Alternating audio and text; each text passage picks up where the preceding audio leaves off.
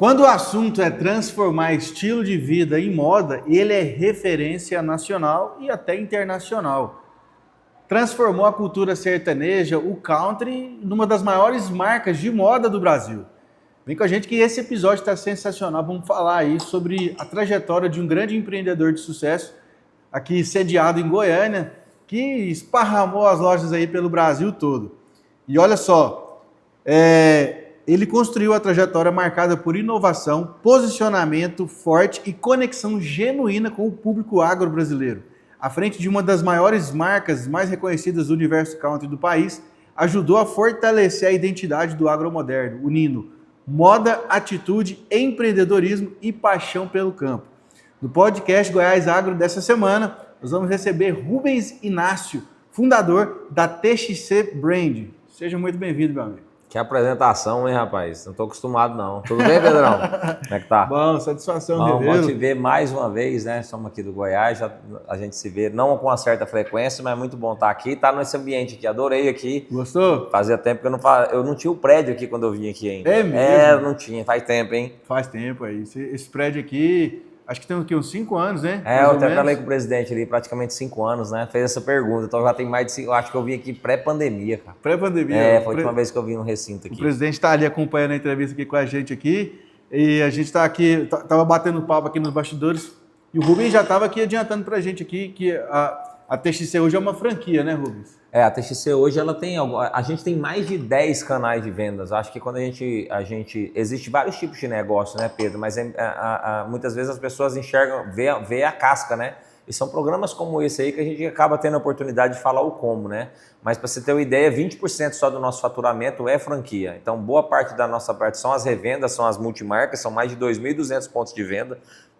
Ainda existem outros canais de venda também, mas que tem mais representatividades, e o e-commerce também, que representa uma faixa de 6% do nosso faturamento dentro desse canal da TXC como um todo aí. Acho importante frisar que nesse ano, depois pandemia, que a gente realmente se intitulou como empresa mesmo, né? Ali acho que a pandemia deixou isso, deixou um rastro de oportunidade. Para nós não foi diferente, ali a gente cresceu 56%, realmente tiramos a visão, missão e valores da empresa e realmente tatuamos que a gente produz para quem produz e realmente conseguimos canalizar o que a gente faz com eficiência e saber exatamente para quem a gente vende. Depois que a gente colocou isso e focou isso, que a gente não vai atender o Brasil inteiro, mas que as pessoas que estão alinhadas com a nossa cultura, os nossos valores, ou dentro dessa comunidade agro como um todo, acho que ali foi o volante, foi o drive para a gente crescer cada dia mais. Hoje é uma companhia que pretende dobrar em 3 anos. Perfeito. Ô Rubens, vamos contextualizar para o pessoal aqui que está acompanhando, né? Que acredito que poucos aqui não devem conhecer, né, a marca TXC. Quem que é o Rubens? O Rubens veio da onde? De onde o Rubens começou a trajetória? Na verdade, eu sou nascido em Anápolis. A minha mãe veio me ter dentro de um caminhão, porque meu pai era aviador e minha mãe cuidava de padaria. Ô, louco. Mas são goianos também, mas se encontraram por trajetória do destino no Pará e para lá foram começar a vida. Minha mãe me teve aqui, com 90 dias eu já estava de volta. Praticamente eu sou goiano na carteira, mas sou paraense de alma, né? Paraense. Fiquei lá por 17 anos. Aí retornei vim para cá em 2002 para fazer veterinária, quase desisti no 3º ano, aí resolvi fazer administração e acabei concluindo veterinária e administração. Voltei ao Pará, fiz gestão, fiz uma pós-graduação em gestão em pós-executiva e, cara, aí uma trajetória marcada de muito ligada ao agro e ao comércio. Passei por 17 empresas já comprando, vendendo, participando como um todo. Só trabalhei uma vez, trabalhei por meu pai, depois com o meu pai, trabalhei por uma pessoa de graça também. Acho que é um pouco do que a gente não consegue pregar hoje, né? Muitas pessoas falam, não, para você eu trabalho de graça, mas trabalha nada. O ser humano mudou muito. Eu trabalhei de graça e foi a melhor sensação que eu tive no dia de ir embora. Eu tive o reconhecimento que fica por qualquer preço, o que você quer para ficar. Trabalhar com visão de dono é diferente, é para pouca gente. Então, assim, no final, voltei ao Pará e com a separação dos meus pais lá, foi um período que eu tive que decidir voltar. Eu decidi voltar. Porque naquele momento eu era sócio do meu pai em uma empresa de terraplanagem, mas decidi voltar em 2011. Nada a ver com roupa.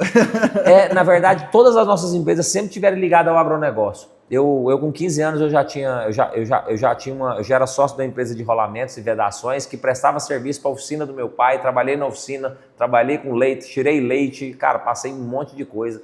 E aí vim para Goiânia e falei, cara, o que eu vou mexer?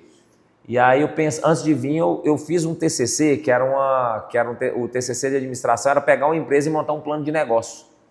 E o plano de negócio era de uma empresa. Eu lembrei que o dono você vê que Deus conspira, né? Ele falou, rapaz, um dia eu vou vender isso aqui e vou embora para a Europa, que eu já estou cansado. Era industrialização de produtos carnes, fazia linguiçaria, hamburgueria, era o subproduto do frigorífico. E aí eu liguei chamava Lelis, ele falou, Rubens, para você eu vendo. Eu já tinha um plano de negócio na minha mão, já entendia todo o processo. Só na teoria, né? Tinha feito na teoria, com certeza. Cara, mas eu tenho um negócio comigo. Se a gente começar, a gente só monta um negócio do zero, se a gente for um pouquinho ignorante, sabia? Porque se você botar no papel qualquer empresa no Brasil, você não abre. Porque a máquina do governo está sempre, o sistema como um todo, ele tem suas vantagens, mas também é uma máquina muito pesada para o empresário. Então é sempre uma balança. Só que o brasileiro, cara, é uma escola de empreendedorismo. O brasileiro é muito corajoso. E no fim eu encontrei isso aí. E aí era 2011. Só que em 2013 eu já era muito apaixonado por cavalo, praticava prova de laço, que era o Team Hope.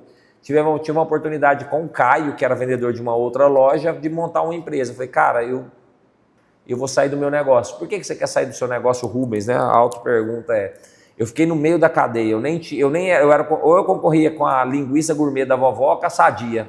Ali eu vi meu erro. Eu fui mexer com commodity, eu não criei uma marca forte ao ponto de disputar com nenhum, eu fiquei no meio da cadeia e aí acabei me perdendo no meio de posicionamento.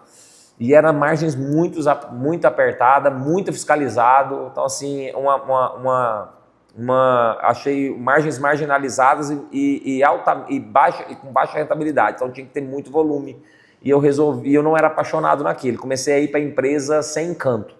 Foi naquele momento que Deus me abriu essa porta. Domingo à noite você fala, não, segunda-feira... Tem que começar. E eu comecei a ir desse jeito. E são coisas que eu prego na nossa empresa. Se você estiver desanimado com a empresa, chegou a hora de você ir embora. Porque desanimado com as coisas da vida, que é um problema que cabe a você. Mas com a empresa, se aquela empresa não é mais um objeto ou um veículo de transformação na sua vida, tem que acabar por ali, você não resgata isso. Toda vez que você se desapaixona por um negócio, acabou, você não resgata, isso é igual ao casamento, você não resgata de novo. Não, vou tentar de novo, não vai. Quando você tem vontade de demitir alguém, essa vontade nunca vai passar. Uma hora você vai demitir, você só vai ver se demorou demais ou não, porque vai acontecer. Então são coisas que a gente aprende com maturidade empresarial. Bom, no fim eu saí da alta sociedade, pedi para sair com o meu sócio, deixei tudo para ele, eu tenho esse negócio comigo, se não é para acontecer, o sócio, deixei tudo com o meu sócio. Desapego, né? Desapego, fique com crédito e débito, tinha mais crédito do que débito, tá? Não tínhamos muito caixa, mas a empresa tinha seus ativos, seu passivo, muito bem detalhado, então vantagem para ele, não muita também, não era uma empresa que estava... Não era, mas acho que justo porque eu estava saindo da companhia, ele também já tinha um desalinhamento ali, não briga, mas não era prioridade para ninguém mais, era o momento. Abri uma Texas e aí eu comprei outras empresas no meio disso, mas 2013 foi Texas, naquele período ali foi muito bom, eu sempre falo que a gente bateu a meta na abertura, a gente abriu a loja às 7 horas, meia-noite, nós estávamos com a meta do mês batida. Foi algo que eu falei, cara, aqui a gente tem uma empresa abençoada, me encontrei. E esse nome ficou muito bom, viu, Rubens? Ficou, era o centro do Texas. Não era TXC ainda não. Não, era Texas Center, o centro do Texas, porque eu já tinha feito um pouco de escola ali no Texas, tinha conhecido aquela região, frequentei muito aquela região, eu queria levar esse nome, assim, o que é o centro do Texas para dentro de Goiás. E com 5 anos a gente trouxe para essa outra unidade aqui, né? Era no Ricardo Paranhos, virou a Disneylândia do Agro, que na verdade é um apelido que o cliente deu para nossa loja. 2015, que a gente fundou a TXC, naquele impeachment de Dilma, o dólar subiu de praticamente 2,80 para 4,10, o produto começou a ficar inviável, importado, foi oportunidade. Então eu sempre acho que nas dificuldades se encontra as oportunidades. Até então você importava os seus produtos? Eu ainda importo ali pela Tex, só que eu não tinha uma marca, né? Eu não tinha uma marca de roupa. Foi ali naquela oportunidade que a gente falou, cara, vamos criar uma marca com inspiração, com cara de importado, mas muito brasileira. E aí a gente fez um teste, uma semana vendemos 1.800 peças, falou, cara, 1.800? é isso.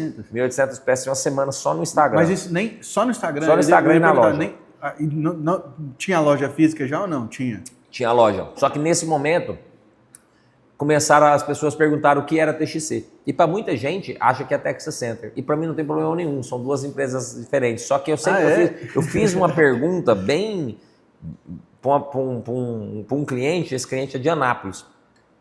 Eu falei, você compraria uma marca da Texas Center? Ele falou, Rubens, eu tenho uma loja de multimarca. Eu não vou comprar uma loja de uma loja, eu posso comprar uma marca de uma marca. Foi onde eu separei. TXC passou a chamar Têxtil Extra Company, que é uma companhia extra têxtil, e a Texas Center, que não é TXC, é TC. Mas outras pessoas me perguntam, hoje a gente tá colocando isso em governança, a gente está unindo praticamente as empresas que têm sócios diferentes, mas tem culturas que se assemelham pelos seus valores, é uma das coisas que a gente vai fazer na nossa holding aí. Hoje sobre a minha gestão, são 7 empresas dentro da holding Montinácio. Entendi. Então, peraí, deixa eu ver se eu entendi o raciocínio aqui. Então a Texas Center é a mãe de todas? É. E aí da Texas Center saiu a TXC, que é a Têxtil Extra Company. Extra Company, que é a indústria que fabrica... Exatamente. Na verdade, a gente praticamente não fabrica, a gente industrializa. Nós temos um benefício fiscal aqui, que foi instaurado pelo governo aqui há tempos atrás, que foi quando foi dos benefícios que foi colocado para a Hering, para vir montar o pátio fabril e gerar emprego e renda aqui, né? E praticamente todas as pessoas aqui, pelo menos que tenham ciência disso, procurem um contador ou procurar também para as pessoas que às vezes até de baixa renda, tirar proveito. Muita gente acha que é começar uma empresa no simples, né? E achar que vai começar, muitas vezes ela está achando que está pagando pouco imposto. Não, pelo contrário. Procure saber que muitas vezes o jeito que você está trabalhando, o governo também, em contrapartida que a gente fala do governo, que é parte do teu negócio, que é tomar parte do teu negócio para o Estado, existe também uma contrapartida que é usufruir dos benefícios que o Estado te propõe para criar. Sim. Então só estamos de pé com essa cadeia têxtil porque o próprio governo de Goiás também tem um benefício fiscal muito bom. Então a gente praticamente recebe de todos os fabricantes e a gente termina parte da fabricação dentro do nosso galpão, dentro do nosso hub. E aí esse é um processo que chama-se industrialização para a gente. Então praticamente a parte como um todo, do pé à cabeça a gente não faz, a gente faz parte do produto. E aí é isso que a gente faz. São mais de 80 empresas homologadas hoje pelo país, sendo que 50%, 60% é em Goiás. Entendi. E o nosso interesse aqui é colocar 100% em Goiás, tá? A gente tem um compromisso aí, pelo menos com o goiano e com o Estado, com todos os políticos aí. Nós estamos à procura de novos prestadores de serviço, fornecedores, para estar aumentando a nossa cadeia têxtil aqui. Nossa empresa vai crescer 30% e a gente quer aumentar a cadeia de fornecedores aqui, porque Goiás é polo.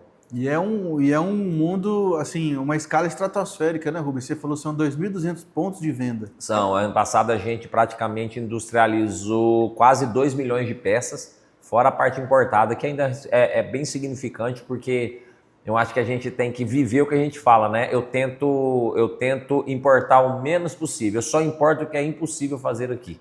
Porque senão a gente tenta gerar emprego e renda aqui para o brasileiro. E se as pessoas começarem a pensar assim, acho que é aí que a gente começa a fazer um Estado maior, um país melhor. É valorizar o produto, valorizar o vizinho, valorizar o Estado, o teu bairro.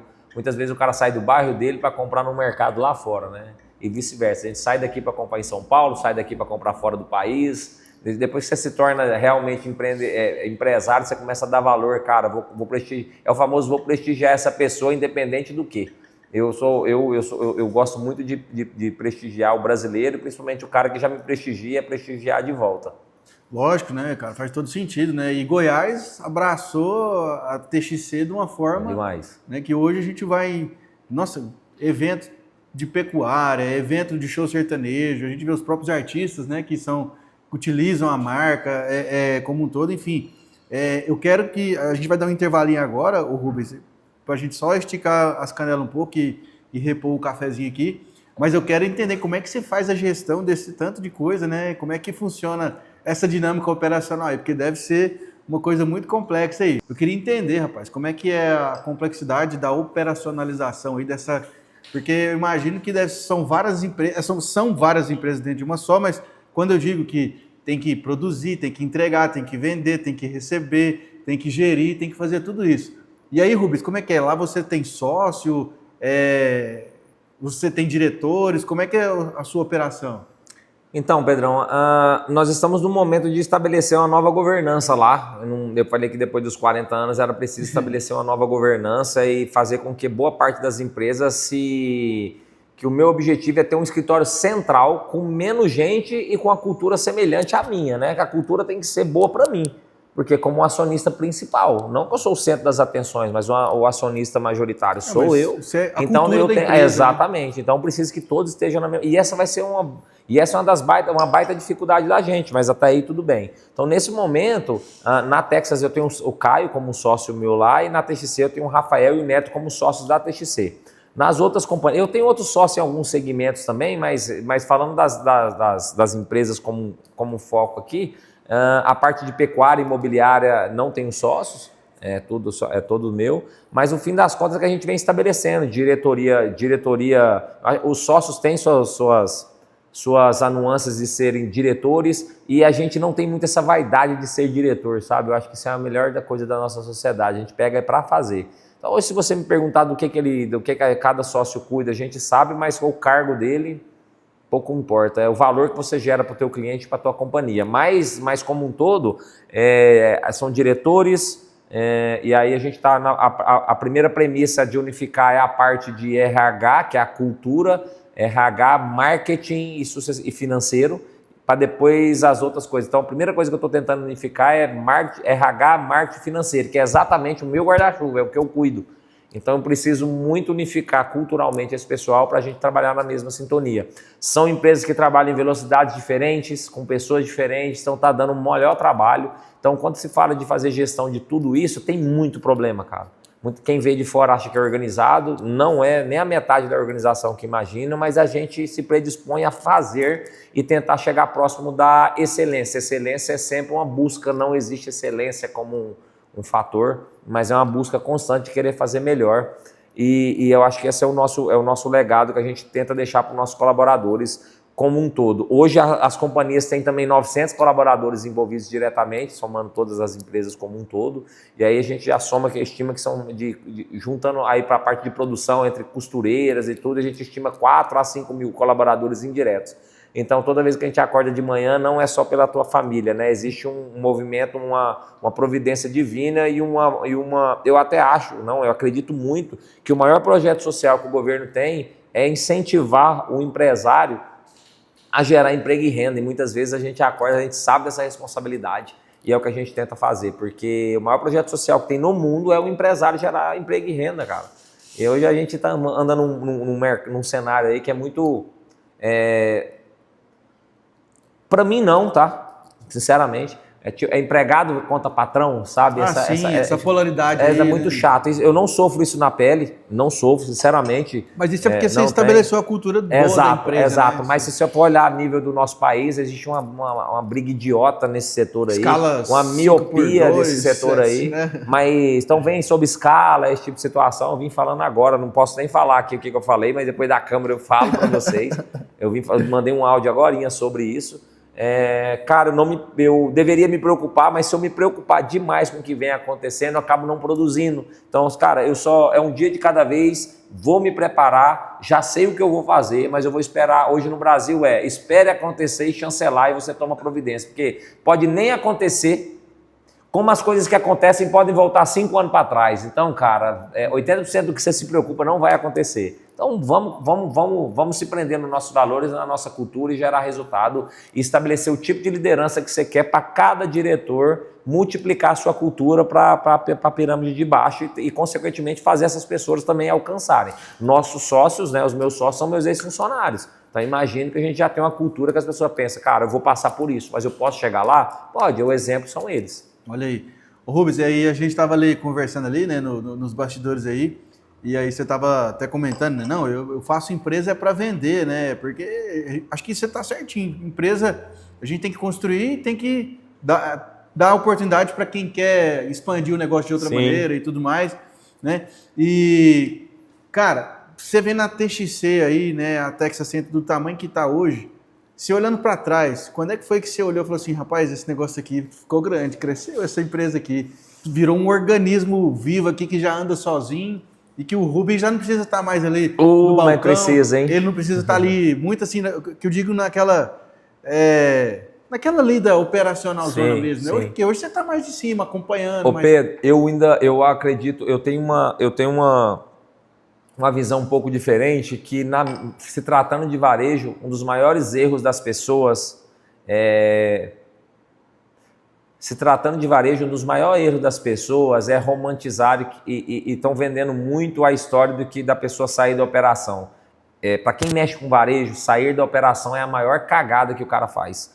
Eu vivo dentro da operação, eu vivo a operação, mas porque eu amo mexer com gente e conhecer a jornada dela, as mudanças que têm acontecido no mercado para ter algum produto ou solução que façam com que essa pessoa nos compre. Porque se eu olhar o que eu vendo hoje, esquece fazenda, esquece gado, esquece imobiliário, estamos falando de TXC e Tex.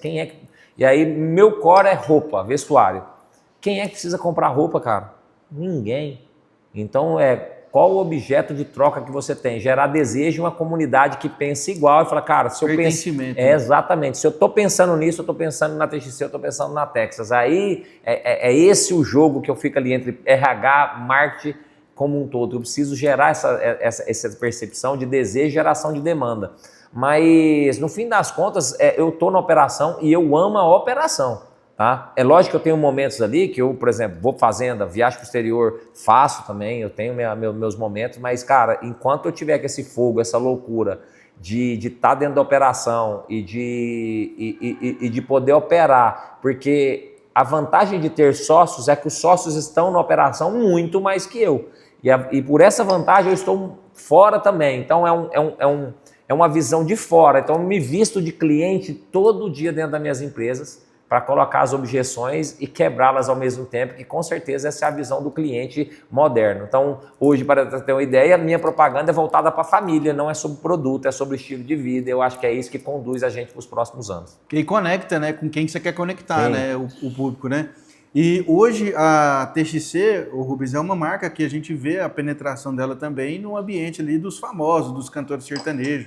E como é que foi, assim, qual foi você que procurou algum artista, o artista te procurou, como é que você começou a entrar nessa esfera artística aí? Então, Pedro, a parte artística, atrás de um time de artistas existe ser humanos. Sempre. A pessoa quer socializar, a pessoa tem vida social, o artista não precisa estar lá num pedestal, né, para isso. Intocável, então, assim, intocável. Então amanhã a gente está indo para a fazenda, vai um artista encontrar com a gente lá, artista dos maiores artistas do Brasil, num nível de amizade, é algo que vai ficar em off, eu nem coloco muito na rede social tudo eu não coloco tudo nem ali precisa, também, porque a pessoa quer também uma parte de descrição, então quando você começa a ser a parte de descrição é que você encanta a pessoa e acha que aquilo começa a ser algo que seja normal. E sempre foi assim, a nossa relação com o agro, com a moda, com o sertanejo, sempre foi uma coisa, e eu sempre, estando muito em comunidade no meio, e claro, entregando resultado, fazendo uma parte de marketing com eficiência, você acaba aparecendo, vai se socializando, vai aparecendo nos eventos, vai sendo apresentado em outras rodas e aí você vai tendo acesso, esse acesso vai se transformando numa propaganda genuína. Então, praticamente todos os artistas estão com a gente de alguma forma na informalidade de ser amigo. E a gente admira. E outra, a gente tem que levar em consideração que quando a gente está falando de artistas, praticamente a gente está falando de duas coisas. Primeiro, a gente está no melhor momento se falando de moda e de agro, não estou falando do agro em si, né? Que a gente vem passando por um agro diferente da realidade no sentido de produtividade, produção, e aí é commodity, é um jogo de balança, é um outro jogo. Mas nós estamos no melhor momento de moda, dá para moda country, para moda west, estamos no melhor momento de audiência. Então, a outra comunidade que não conhecia, ela quer vir para cá. Porque o sertanejo virou tendência, exatamente. Né? É bonito hoje falar. E hoje nós estamos em Goiânia, na capital do sertanejo. Então, a gente está surfando a onda que a gente plantou. Então, as pessoas estão vindo para cá e aqui a gente é líder de mercado. Então, essa soma de audiência, está no momento certo, com as pessoas certas, aí é que constrói o famoso hype. Então hoje é um momento para a gente estar vivendo um bom momento nas nossas empresas e com as nossas marcas, porque foi uma soma. O cara não foi do dia para a noite, são 13 anos só nesse mercado para aqui, 25 anos de varejo. Calma que não foi do dia pra noite, né? Isso é mais ou menos igual artista. Muitas vezes você fala, cara, você fez sucesso. E o cara fala, não, eu canto há 18 anos. Você só viu ele agora. Você viu ele agora. É engraçado isso, tá né? no trecho ali. Então, assim, essa relação ela foi muito natural, mas o sertanejo como um todo abraçou a gente bastante aí.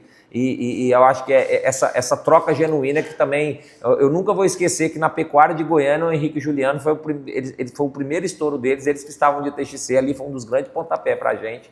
E aí, pô, referência daquela só foi evoluindo para outros artistas aí, que hoje tem uma grande amizade com a gente. Pois é. Ô Rubens, e no Brasil a gente sabe que a gente tem um desafio grande aqui, né, de não só das marcas, mas também da música, do audiovisual, de tudo, que é a questão das falsificações, né? A TXC também é amplamente falsificada, né, cara? Sim. Esse dia eu vi um cara vendendo no TikTok, eu falei, irmão... É muito. Deixa eu te falar, esse aqui não é do meu amigo Rubens lá, não. Bom, nesse momento a gente tem 2 plataformas testando e rodando. Esse ano a gente gasta praticamente 50 mil por mês só com a parte de pirataria. E, cara, a gente vive num país que as leis são bem frouxas, né? Então, assim, imagine que a pirataria praticamente se baseia no... É muito parecido com o tráfico, é lavagem de dinheiro como um todo. Por trás disso existe toda uma milícia ali atrás que administra isso. Não pense que pense que está com a vozinha ali em alguma cidadezinha, não. Por trás daquilo existe um outro dinheiro, a gente já investigou isso. E em algumas partes é enxugar gelo mesmo, mas ao mesmo tempo o nosso trabalho é árduo. Nós estamos com 2 frentes hoje, uma frente jurídica e outra frente de IA, que é para algumas plataformas a gente está testando. Ano passado a gente fez mais de 650, posso estar errado, 750 averiguações e fizemos acho que 130 apreensões. Aí a justiça é um pouco lenta até a gente fazer esse tipo de situação, mas nós estamos nesse momento, no melhor momento de fazer operações mais incisivas, assim, inteligentes. Mas eu sempre fico pensando em aqui são 3 pontos assim, engraçados. Primeiro, não vai parar. Não vai acabar nunca. Não vai acabar nunca se você é uma marca de desejo. Quanto mais desejo você tem, mais a pirataria. Eu vi um número que eu não consigo, assim, o mercado de luxo era 5 bi para 500 bi por pirataria, para você ver o tamanho desse mercado aqui como um todo, né? Eu estimo que a pirataria, principalmente da camiseta, deve produzir mais camiseta que a gente, a pirataria. Então, a gente estima, só a parte de camiseta, tá? Uma camisa com essa qualidade, um jeans de qualidade, eles não conseguem assim, mas a parte de boné, camiseta é o que é mais visual, é o que mais se pirateia. E tem um nome gourmet, né? Eles falam réplica, né? Já tentamos primeira linha, né? A gente já tentou trazer alguns pirateiros de fabricação para produzir para a gente, mas o cara tá ele tá na informalidade, ele não quer sair daquilo. É como se você tirar o cara da boca de fumo. É muito difícil ele querer sair, tá? Então a gente já tentou. Mas uma das coisas que eu acho bacana é que a primeira vez que eu vi o nosso boné na 25 de março, eu fiquei muito feliz. Quando foi que eu falei, cara, e aí um grande CEO, não, na verdade um grande cara de logística, que é um dos caras que representa a Adidas no mundo, ele falou, Rubens, no começo você vai ficar feliz, no meio vai doer, e quando você explodir uma bolha, que você estiver muito bem posicionado e com a distribuição em alta, você vai, ligar o foda-se. E eu tô nesse meio, e o meio da dor não é a dor minha, é uma dor de resposta não é nem ao cliente, é ao lojista. O lojista, ele tem ainda uma percepção que ele está sendo lesado, que ele está dividindo, mas a gente fez bastante pesquisa. O cliente nosso, que compra pirata, geralmente ele não é, 90% das vezes, o cliente de uma TXC original.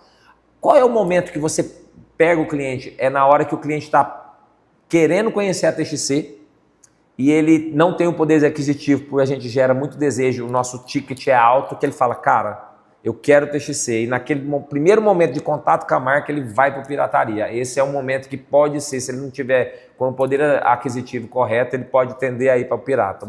Perder o cliente do original para o pirata, a gente já fez essa pesquisa ao vivo e a gente não perde. A cada 10, a gente perdeu... a cada 10 são 9,4 de acurácia, 0,6 do cara ter outra peça pirata dentro do nosso negócio. Então a gente já mapeou isso bastante, mas faz parte de uma marca marqueteira, né? Se você gera desejo, você vai ter esse tipo de situação. Viva o Brasil e os empreendedores que lutam para isso aí.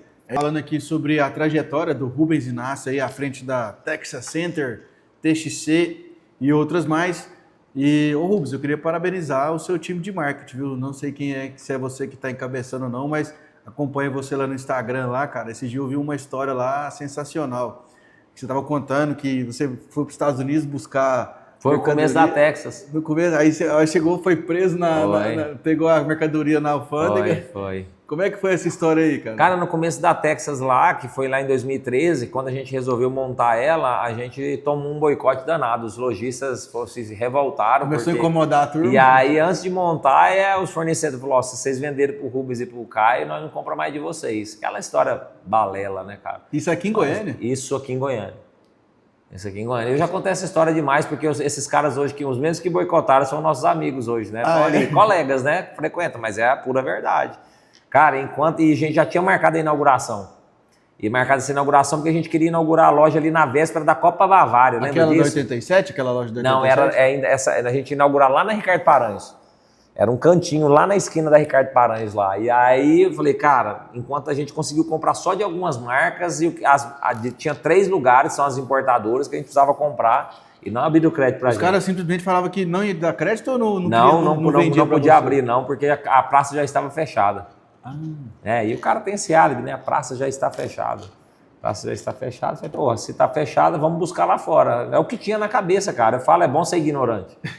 Senão você vai fazer o quê? Desistir. Porque tem que ser um pouco louco também. Tem que ser. Então aí, cara, parti para os Estados Unidos. Eu vou contar uma história boa. Aí eu fui para os Estados Unidos. Quando eu chego nos Estados Unidos, uma pessoa me liga. Tinha um cara, esse cara tinha ido para os Estados Unidos e ele tinha importado uns 40 par de bota, uns 100 par de bota importado. Ele tinha uma importadora lá no Acre. Olha para você ver. E aí ele ficou sabendo através de um outro amigo do Caio que a gente estava precisando comprar bota. Ele falou, cara, eu vendo as botas que eu trouxe para vocês. Então já estava lá no estado, falei, compra. Aí ele já foi lá e comprou as botas. Já tinha 40 ou 80 par de botas, se eu não me engano. E eu lá nos Estados Unidos comecei a encher mala, cara. Mascate mesmo. Foi nos outlets lá? Tudo, mesma coisa que todo mundo faz. Flórida? Você foi na Flórida? Todas. Não, cara, tava no Texas mesmo. No Texas mesmo. O que eu não conhecia, um outro amigo nosso, chama Frederico, lá nos apresentou. Ele tem um rancho lá, então ele também me apresentou para muitas lojas. Cara, meti na mala e vim embora. Dito e feito. Cheguei, caiu na alfândega e perdi tudo. Tudo. Já tava com pouco dinheiro, ficou menos ainda. Não, é uso próprio. Faltando uns 15 dias, uns 25 dias para inaugurar, teve um evento em julho, tem um evento do ABQM que era em Araçatuba. Falei, cara, os caras das lojas vão estar lá em Araçatuba, o negócio do cavalo. Vamos juntar quem nós conhece lá e dar uma prensa nesses donos de loja, donos de importadora. São nossos amigos hoje. Aí pegando os trem aí. Cara, chegou uma turma, aí a gente juntou os amigos do cavalo, os amigos da... Quem conhece a gente, né? Eu falo que reputação representa a gente, nos momentos de dificuldade que a sua reputação vai fazer valer. Então a gente tinha uma reputação boa no mercado do cavalo, como um bom pagador, como boa pessoa, boa índole. Cara, eu sei que teve uma hora que o dono da maior importadora, que era da Classic lá, ele chama Guto, na época Cowboys, eu lembro que a gente fechou ele na pista assim, ó. E os caras falaram, não, vocês vão vender para esses meninos. E aí com muita dificuldade ali, a pressão pegou e ele falou, não, tá bom, venceu, vocês venceram. Vou abrir para eles. Cara, era em Araçatuba, era 4 horas da tarde, eu dormi imprudente já. Aí ele falou, beleza, eu te vendo, é só à vista, é tudo para não vender, né? E eu preciso de ver é à vista e eu ainda preciso do seu cadastro, eu preciso do seu imposto de renda, coisa que você nem impede, né? Mas era à vista? Cara, eu levei uma bíblia de imposto, né? Levei um imposto de renda dos meus cunhados, do meu pai, peguei um aval desse tamanho, tudo que podia, e aí comprei a vista. Quando eu comprei o primeiro, é lógico, eu comuniquei todo mundo que ele já tinha vendido, aí todo mundo abriu as pernas lá e começamos a vender para nós. Só que essa mercadoria chegou faltando uma semana para abrir, cara. Nós não tínhamos um sistema eficiente, nós não tínhamos gente. Cara, foi uma zona. Um caos. Foi aí que eu conto essa história, que a gente passou 5 dias sem dormir, sem tomar banho, porque senão a gente não conseguiria inaugurar. Eu perdi 7 quilos nessa semana, cara. Não comia, era tudo ou nada. No café, né? Só no café e no Red Bull. Não era nem Red Bull, cara, era garrafona de... Monster. Eu não lembro, a gente até botou o apelido no energético, cara. Era. E aí mandamos ver, conseguimos inaugurar e bater a meta. Aí estipulamos a meta 4 horas da tarde, nós fechamos, fomos embora tomar banho para inaugurar 7 horas. 7 horas desse meio, a gente falou, qual é a meta? Botamos a meta e batemos a meta na noite. Falou, não, aqui agora vai. E aí... Aí Estamos foi aqui embora, nessa foi com a conversa corda. aqui, foi embora desse jeito aí. E aí não tinha sistema, já tinha Cara, maquininha a gente colocou, eu tinha uma loja de suplemento uma loja de suplemento no Pará, e a gente usou a loja que era praticamente um sistema de farmácia, cara. A gente começou com ele. Então eu te falo, assim, hoje eu tô desenvolvendo meu próprio sistema com mais eficácia, com olho no cliente, com a minha visão personalizada. A gente vai evoluindo demais, mas volto. Essa é a hora de você também ter coragem. São essas histórias aí que vão encorajar outras pessoas. Ah, com certeza, né, cara? E aí a gente vai engrossando o couro, né, Rubens? E aí você começa a aguentar as pancadas. E aí, falando de futuro, né? A TXC tem algum plano aí? Texas Center, né? Na verdade, tem um plano de expansão aí para outros mercados, outros segmentos? O que você vislumbra de futuro? Olha, aí? Pedro, eu sempre deixei claro nas minhas redes sociais ou para qualquer outra pessoa que a Texas Center ela vai ser sempre a vitrine. E a partir de agora a gente vai ter em primeira mão, vai ter uma loja da TXC dentro da Texas Center. Então agora eu vou, para quem quiser vivenciar toda a experiência da TXC, que a gente tem ela espalhada pelo Brasil, num formato franquia, a gente vai começar agora a trabalhar um esquema de shop-shop. Então ter uma loja dentro de uma loja.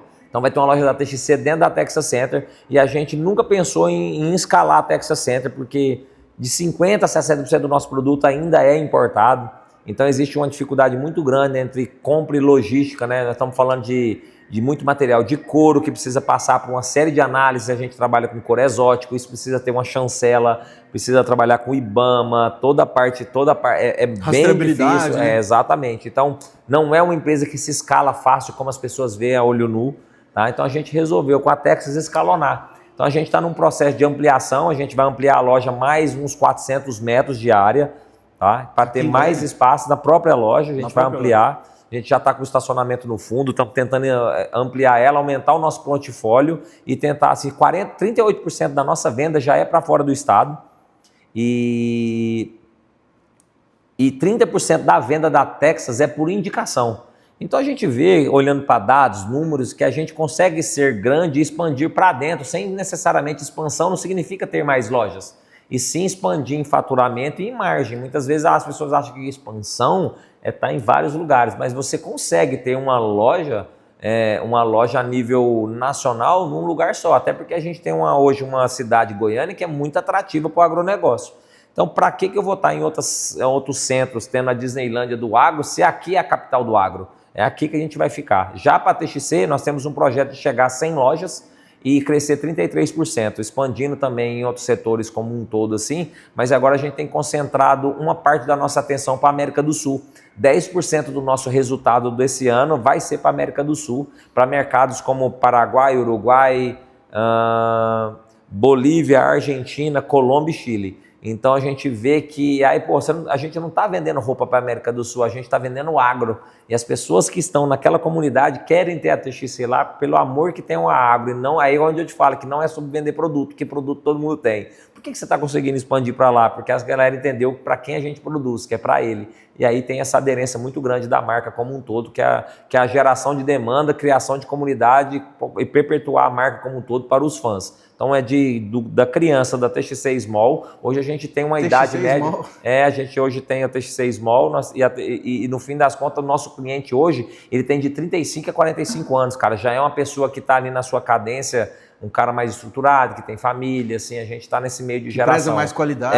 Então a gente preza mais por qualidade, é um ticket maior e a gente se posicionou nessa região aí, acho que aí é que a gente, eu acredito que o nosso caminho é para esse setor aí. Tem muito Brasil para crescer, o Brasil é muito grande, a gente vai fazer uma força-tarefa muito grande ainda para a ponta do Paraná, Rio Grande do Sul e Santa Catarina, que tem muito agro e ainda tem pouca TXC. Tem muito Brasil para surfar ainda. E o povo paranaense também é muito parecido com o goiano, assim, nesse aspecto agro e também de sertanejo, né?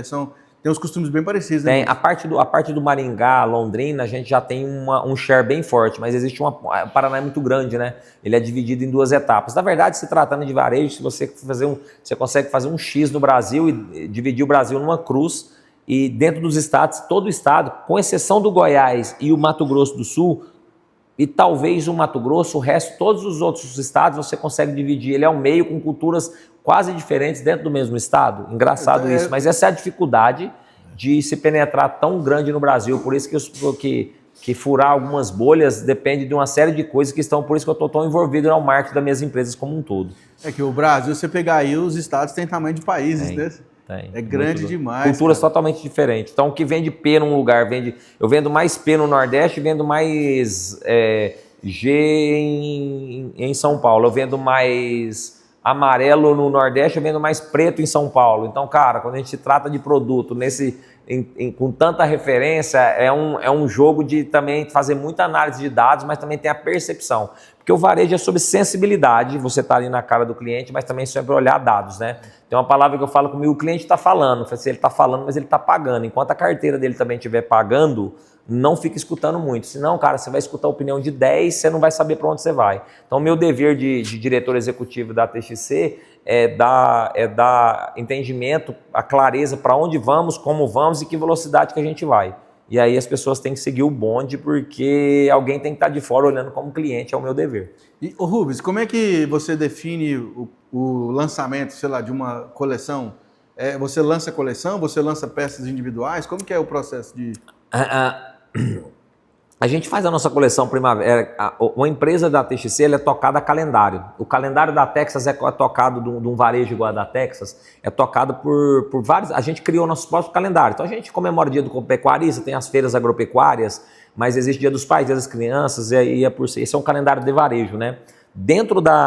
Uma coisa que a gente aprendeu a fazer é criar o calendário próprio, a gente criar nossas próprias datas. Isso faz com que a gente gere esse tipo de conteúdo, escassez e momentaneamente alguns produtos para isso. Então nós estamos numa época de festa junina, Dia dos Namorados, Copa do Mundo, então a gente tem que estar ligado a calendário, o que a gente vai fazer cadenciadamente. Se tratando de atacado lá da TXC, a gente é tocado nas quatro estações. Só que é tão curioso que a gente gera 600 referências por coleção. Referências. Imagina que o iPhone que a Apple tem vários produtos, mas o produto principal dele é o iPhone. Cara, todo mundo sabe, quem tem iPhone, que vai ser lançado em setembro o próximo iPhone. A gente tem que lançar 600 produtos, cria, lança, vende e mata em 3 meses. Meu Deus. E isso multiplica por 4 vezes. Essa é a dificuldade que muitas vezes o lojista não entende o que é criar produto e ainda se manter como marca. No meio disso eu tenho que ter produtos ícones, gerar escassez, ganhar audiência, ganhar escala, ganhar recorrência, ganhar faturamento e não perder margem. É complexo. O respeito que eu tenho para um criador de marca hoje é bem diferente. Se eu tivesse só a Texas, eu não teria essa ideia de como é difícil criar a marca e manter essa catraca girando. Então, muitas vezes eu falo, lojista, não cancele seu pedido. Por N motivo, porque você não sabe como é para chegar um produto na sua porta, né? É mais ou menos a relação que eu vejo quando o cara começa a criticar o agro e não entende que aquele bifinho que ele come, como é que ele é produzido. Esse ano eu comprei gado no Amazonas, cara. Quando eu tenho as imagens aqui, o cara trazendo de barco, esse gado de barco até chegar em terra firme por 3 dias para chegar lá na minha fazenda e depois a gente colocar e mandar isso para um frigorífico e depois está num prato de uma pessoa, essa mesma pessoa está debochando do agro como um todo. É quase a mesma coisa do lojista, lógico que não é deboche, mas entender, o cara fala, não, simplesmente menosprezar quem é que constrói marca e faz produto, o buraco é mais embaixo, viu? Então eu sempre olho assim, olhe com olhos de cliente e tenha respeito pelo trabalho do próximo. Sensacional, Rubens. Cara, parabéns aí pela sua trajetória, parabéns pela sua história, né, por tudo que você construiu e vai construir muito mais ainda, né, tá só começando. Um cara aí novão, né, forte, firme. E, Rubens, se quiser deixar alguma consideração final, um conselho que você daria para quem quer empreender, quem quer começar uma marca nova, o que você diria? Cara, esse conselho diz que conselho se fosse bom não era de graça, né? Então a gente fica dando conselho de graça. Na verdade, eu estou com 41 anos, eu acho que motiva a gente é o acordar todo dia. Se você tem a oportunidade de colocar os 2 pés no chão, e aqui é para as pessoas que têm saúde, né? Porque quem eu tenho, então a gente não sabe quem não tem, né? A gente convive com pessoas familiares que não têm saúde, assim, a gente já fica sofrendo por eles. Mas para você que tem saúde, cara, para você que fica pensando em ganhar na Mega Sena, dá uma olhada qual é a probabilidade de você ganhar na Mega Sena e a probabilidade de você nascer. Você já é uma pessoa abençoada, você nasceu, tá? Dentro da probabilidade, Deus já te colocou aqui. O que te resta para você é seguir em frente, tá? E pegar boas referências. Hoje a internet nos proporciona uma série de coisas, mas é ter boas referências. Mas boas referências mesmo. E sem internet você tem boas referências, você precisa ter boas referências ao seu lado, a média das pessoas que você anda. Olhando do ponto de vista de empreender, cara, o brasileiro é muito empreendedor, mas ele é muito pouco gestor. Então a gente criou a imersão Varejo Raiz, que vai acontecer também em setembro, para pessoas entenderem qual é o significado não só de empreender. Depois de empreender, você precisa se capacitar em empresariar o teu negócio, que é cuidar dele. O brasileiro cuida pouco do seu negócio. E é por isso que as empresas morrem muito cedo. Eu posso falar isso porque a gente tem praticamente todas as nossas empresas venceram décadas e eu acho que 80% das empresas do Brasil não chegam a 10 anos. Então, não chega a 5. Então o objetivo e existe também um encantamento muito grande em querer ser empreendedor. Mas, pessoal, existe uma carreira muito sólida em trabalhar para empreendedores, também fazer parte do movimento. As pessoas acham que não tem mérito trabalhar com alguém ou para alguém. É muito mérito. Tá? Então, tem pessoas que precisam se conscientizar que ele não nasceu para empreender, ele nasceu para empreender junto com alguém. Tá? E no fim das contas, para quem quer empreender como um todo, ela parte de alguns princípios. Para mim sempre foi ganhar dinheiro. Só que eu tive a bênção de ter muita energia para chegar no momento em que eu estou na operação, porque eu amo realmente o que eu faço, então eu não trabalho, eu faço amigos. E isso aí me levou a coisas que eu nunca imaginei, mas hoje eu consigo enxergar meu futuro de 5, 10 anos, com muita clareza onde a gente pode chegar, se Deus nos permitir. Mas hoje, o que era 5 anos um sonho passa a ser objetivo, a gente deixa de sonhar e passa a ter objetivo. Mas para quem ainda está começando, um sonho custa caro, custa muito caro, que você passa por cima de muita coisa, mas desistir custa o sonho. Por muitas vezes eu passei até por cima da minha família, tá, do meu projeto de família, para construir algo em prol da família. E só lá na frente é que propriamente a sua família entende. Mas Deus, você estando com Deus aí todo dia, Ele vai perseverar e você vai colocar nos planos, nos trilhos de Deus aí, fazer as coisas acontecerem. Então, queria te agradecer, muitas bênçãos aí a todo mundo dessa organização aqui, da Emater como um todo, e ao podcast Goiás Agro, para vocês, toda a família. Deus abençoe a todos, os negócios de todos os ouvintes aqui presentes, a família e os negócios de todos envolvidos. Amém. É isso aí, moçada. Aulas. Até o próximo. Fica com Deus. Tchau, tchau.